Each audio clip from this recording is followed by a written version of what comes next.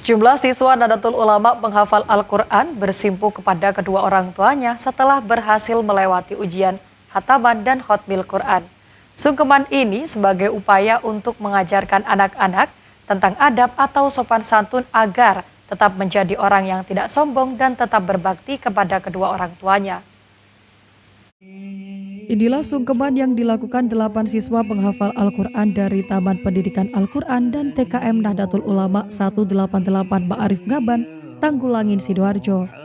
Mereka bersimpu di hadapan kedua orang tuanya setelah dinyatakan berhasil melewati sejumlah ujian khataman dan khotmil keempat yang digelar oleh TPQ dan TKM NU 188 Ma'arif Ngababan, Tanggulangin. Suasana haru menyelimuti semua orang tua anak menghafal Al-Quran karena berbahagia. Isak tangis dan tetesan air mata mewarnai dekapan terhadap anak-anaknya yang telah berhasil dinobatkan sebagai penghafal Al-Quran. 8 peserta khotamin dan khotimat ini terdiri dari 2 anak playgroup dan 6 siswa taman kanak-kanak. Mereka diuji melewati serangkaian metode mulai membaca lalaran juz 30, proses membaca qorib, membaca tajwid, dan imtihan yaitu tanya jawab pada peserta ujian. Kepala TKM 188 Ma'arif Ngaban Tanggulangin mengaku bahwa semua peserta ini belajar menggunakan metode qiraati. Umumnya yang telah berhasil ini bisa menyelesaikan sekitar 1,5 tahun hingga 2,5 tahun dan khotaman dan khotmil ini merupakan program unggulan yang dimiliki TKM NU 188 Ma'arif Ngaban Tanggulangin. Untuk yang dari KB hanya menyelesaikan waktu 1,5 tahun karena mereka mulai mengajinya dari usia 3 tahun dan sekarang belum sampai usia 5 tahun sudah menyelesaikan khotam dari TPQ qiraati ini. Yang lainnya itu kurang lebih 2,5 tahun.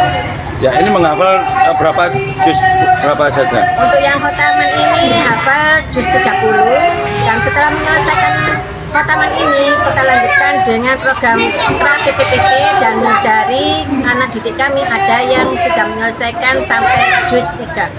Ya, harapannya Bu dari kegiatan ini Bu apa? Harapan ke depan mudah-mudahan seluruh santri-santri atau siswa yang ada di KB dan TK Ma'arif ini bisa menyelesaikan khotaman sebelum usia 5 tahun. Berhasilnya mendidik anak-anak usia dini menjadi penghafal Al-Quran ini mendapat respon positif dari pengurus NU. Sebab kegiatan ini bisa menangkal dari penggunaan gawai oleh anak-anak. Dan penghafal Al-Quran ini bisa jadi apa saja yang dikehendaki melalui jalur beasiswa maupun prestasi.